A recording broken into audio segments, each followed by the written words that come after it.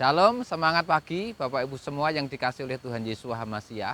Pagi ini saya akan melanjutkan kembali pembahasan tentang melemparkan roti ke permukaan air, di mana kita akan merenungkan apa yang tertulis di ayat yang ketiga dari Qoheleth atau Pengkhotbah pasal yang ke-11. Saya akan bacakan bagi kita Pengkhotbah pasal 11 ayat yang ketiga.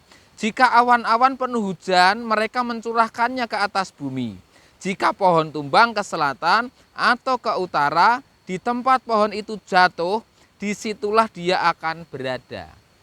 Apa yang tertulis tersebut Bapak Ibu mengungkapkan sesuatu yang sudah pasti terjadi, bahwa kalau awan penuh dengan hujan, maka hujan itu akan dicurahkan ke bumi.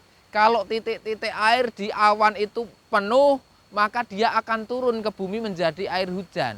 Kalau pohon tumbang ke selatan, maka pohon itu akan ada di sebelah selatan dalam keadaan jatuh atau tumbang tersebut. Dan kalau pohon jatuh ke utara, maka pohon itu akan ada di utara dalam posisi yang jatuh atau tumbang tadi. Maka kita diajar sebetulnya untuk kita ini mau menabur. Karena kita akan bisa menuai kalau kita menabur. Kita tidak akan pernah menuai kalau tidak pernah menabur dalam kehidupan ini. Orang hanya akan menuai kalau dia menabur, itu adalah hal yang sudah pasti, saudara. Termasuk juga hal yang pasti lainnya adalah apa-apa yang sudah terlanjur terjadi, saudara. Hal-hal tersebut sudah tidak bisa dihindari, sudah tidak bisa diulangi kembali. Masa lalu kita adalah hal yang sudah pasti, saudara.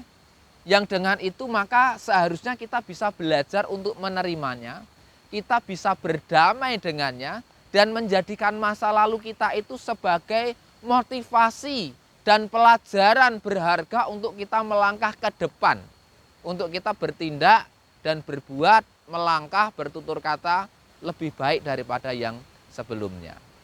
Kita tidak boleh menjadi malas, kita tidak boleh menjadi patah semangat, saudara. Kita tidak boleh ngelokro lalu tidak mau bekerja, tidak mau sekolah lagi, tidak mau berkarya, karena kita menyesali apa yang sudah kadung terjadi di masa lalu. Itu tidak boleh terjadi dalam kehidupan kita. Misalnya kita ini sudah siap untuk panen besar, tapi ternyata dalam sekejap mata kesempatan untuk kita panen besar, kesempatan untuk kita mendapatkan untung yang besar hilang begitu saja.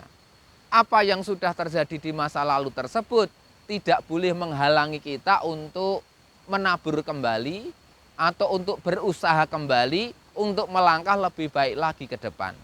Saya bersama dengan istri, saudara, pernah mengalami kenyataan yang sangat-sangat pahit dalam hidup kami. Istri saya keguguran di usia kandungan 5 minggu. Setelah kami menunggu kehamilan tersebut selama 2,5 tahun dari pernikahan kami. Kami, terutama istri, sangat-sangat terpukul waktu itu. Ia menangis berhari-hari, menyesali apa yang sudah kadung terjadi. Tetapi kami menguatkan hati kami. Saya kuatkan istri saya supaya tidak berlarut-larut berada dalam kesedihan tersebut. Kami harus melanjutkan kehidupan kami. Kami harus tetap melanjutkan pelayanan kami. Kami harus terus berharap kepada Tuhan. Dan ternyata puji Tuhan Bapak Ibu, 6 bulan berikutnya istri saya kembali hamil dan bayi yang dikandungnya dapat lahir dengan sehat dan selamat. Walaupun pada masa kehamilan tersebut juga disertai dengan proses yang sangat tidak mudah, saudara. Beberapa kali mual-mual, muntah sampai pingsan, harus dilarikan ke rumah sakit, bahkan sempat pingsan di jalan. Itulah yang terjadi. Namun kami mengalami pemeliharaan Tuhan yang luar biasa. Jadi sekali lagi, saudara, jangan kecil hati dan terpuruk karena masa lalu yang sudah terlanjur terjadi, yang sudah pasti terjadi, yang tidak akan dapat diulang atau diperbaiki lagi. Lalu bagaimana sikap kita selanjutnya kepada hal-hal yang belum pasti terjadi, saudara?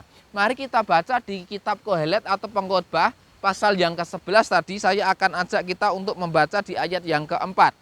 Qoheleth pasal 11 ayat yang keempat.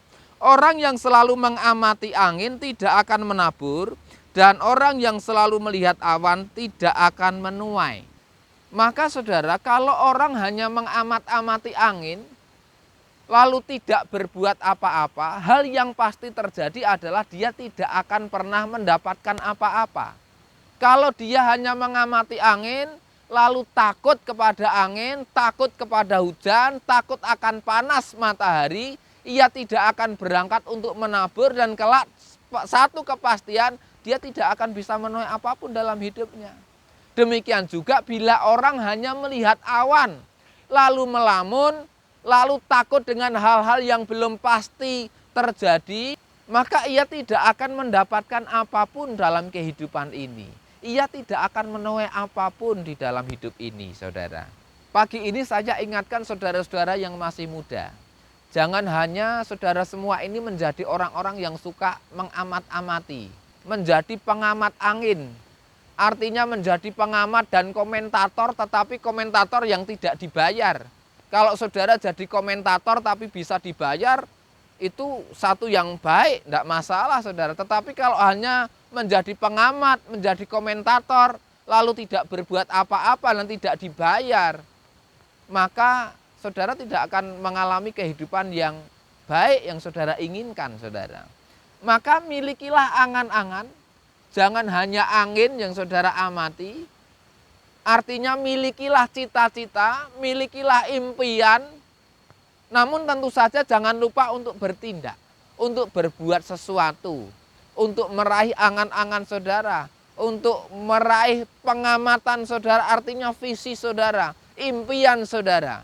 Supaya apa yang saudara impikan tadi dapat terwujud suatu saat nanti. Dan tentu saja kita harus berharap kepada Tuhan. Kita minta supaya Tuhan menyertai, memberkati, dan membuat berhasil apa yang kita cita-citakan dan impikan, saudara.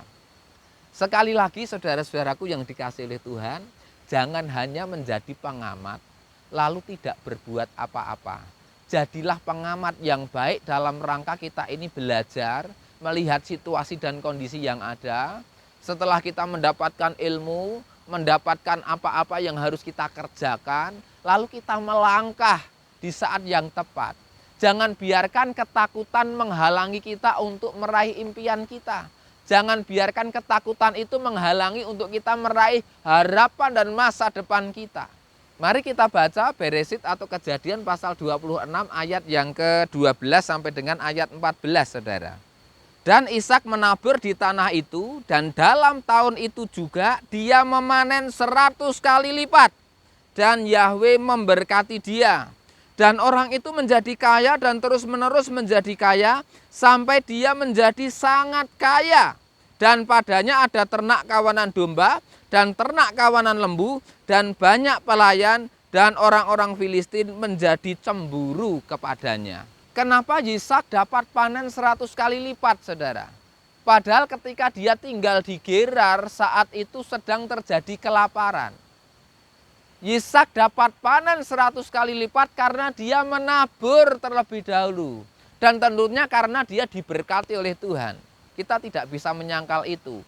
Dan kenapa ia bisa menjadi kaya raya dan sangat kaya, mempunyai banyak ternak sehingga orang Filistin tadi menjadi iri hati kepadanya? Karena dia ini bukan hanya menjadi pemimpi, dia bukan hanya menjadi pengamat di dalam kehidupan, tetapi dia berbuat sesuatu. Ia menabur, ia bekerja, ia memberi makan dan merawat ternaknya yang banyak. Dengan sangat baik, dengan tekun, serta takut akan Elohim. Mari kita baca sebagai ayat yang terakhir dari kitab Kohelet, saudara. Atau Pengkhotbah pasal yang ke-11 ayat yang ke-5. Sebagaimana engkau tidak mengetahui bagaimana jalan roh ketika tulang-tulang ada di dalam rahim orang yang mengandung, demikian juga engkau tidak mengerti perbuatan Elohim yang menjadikan segala sesuatu. Kita tidak bisa tahu bagaimana Elohim menjadikan segala sesuatu. Itu kadangkala dan seringkali menjadi rahasia dan kita tidak bisa memahami akan hal itu. Namun bagian kita sekali lagi, saudara, adalah kita ini tetap berbuat sesuatu. Kita bukan hanya menjadi pengamat yang tidak berbuat apa-apa. Kita bukan menjadi orang-orang yang takut untuk melangkah menapai masa depan kita. Dan karena kita tidak memahami apa yang akan terjadi, ke depan dan kita tidak memahami perbuatan Elohim di dalam kehidupan ini, di dalam dunia ini, bagian kita adalah berserah kepadanya. Mohon pimpinan dan penyertaan, pemeliharaan Tuhan, supaya Tuhan memberkati kehidupan setiap kita. Demikianlah apa yang saya sampaikan, kiranya menjadi berkat bagi kita semuanya, Bapak Ibu. Salam semangat, semangat dalam menabur, semangat dalam bekerja, dalam beraktivitas, sekolah, berpelayanan. Saya percaya Tuhan pasti memberkati saudara, sehingga apa yang saudara tabur, suatu saat saudara akan menuainya. Dan semuanya adalah untuk kemuliaan nama Tuhan kita. Tuhan Yesus HaMasiah memberkati kita semuanya. Haleluya. Amin.